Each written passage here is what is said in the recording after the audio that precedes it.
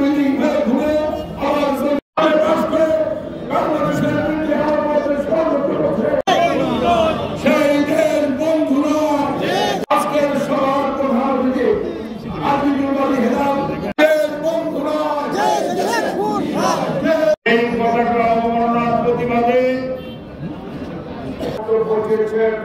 সেই বক্তব্যের আপনার বাংলাদেশি জনগণরা তার তীব্র প্রতিবাদ জানাচ্ছে।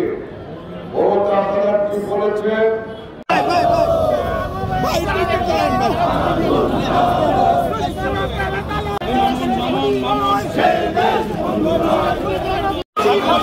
চলে